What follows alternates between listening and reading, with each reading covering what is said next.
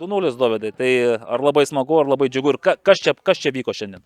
Labai nesmagu, nerealiai smagu, jūs neįsivaizduot, kiekviena pergalė daug reiškia mums. Ir šiandien diena buvo nuo 7 ryto kupina iššūkių. Jau nuo 7 ryto pradėjo praradimai po truputį, nes tikrai ne tokią sudėtim turėjom pradėti rungtynės. Net tai va, vienas iškrito, tada per apšilimą rungtynėse, per pertrauką, antram kėlinį, kiekvienas kažkoks kėlinys, epizodas vis pareikalavo aukų, bet ką vyrai atidavė, kaip sakyt, su tuo iššūkiu susitvarkė, tai kaip treneris Mindaugas Čepas pasakė, tai aš dabar su vyrais padebesiais, nes jie nuostabų darbą, neturiu žodžių, kiek jie daug dabar padarė ir aš labai laimingas už juos, kokį charakterį jie parodė. Jie parodė kad turi labai didelius dalykus tarp kojų. Velykinį. Nuo Velykų jau liko gaila, kad neišėjo. Tikrai neblogai žaidėme ir praeitose, bet neišėjo šiandien jie padovanojo aistruoliam visiems pelnytą pergalę, manau. Apie tas netektis, nes Živanovičius ir Baltrūnas šiaip jau buvo nekeičiami žaidėjai iki pat šių rungtynių. Maksimas Pirogovas dar startinį sudėtį lyg ir figuravo komete prasidedant rungtynėms. Tai kas čia juos pakirto? Virusas, traumos?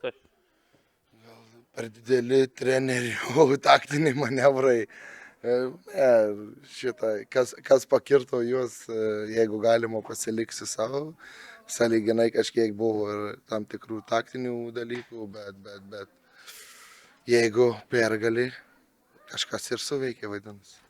Dar vienas pastebėjimas, antro kėlinio 60-65 minutę keliate nuo suolelio Aivarą Emsį ir ne vietoj Ugočiuk Vuoduenį, o vietoj Artemo Fiodorovo metate į aikštę.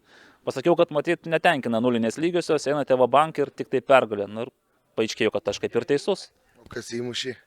Ugočiukvu ir Emsis. Tai jie, kaip sakyt, padarėm, kaip mes kalbėjomės praeitose rungtynėse, padarė vaikinai išvadą, realizaciją, kaip sakyt, pagerino. Ir sakau, vaikinai yra nusipelnę šiai dienai, šiai minutei didžiausios pagarbos ir didžiausių pagirų, bet vėlgi tai tik mažytis labai žingsnelis mūsų sezone. Trečiadienį vyksime į Bangą, kur mes matėme vakar, ką jie demonstravo, kokį charakterį. Ten aš nežinau, ką jie daro tenai, bet jie sugeba ir portugalus, ir ukrainiečius, žemaičiais visus padaryti.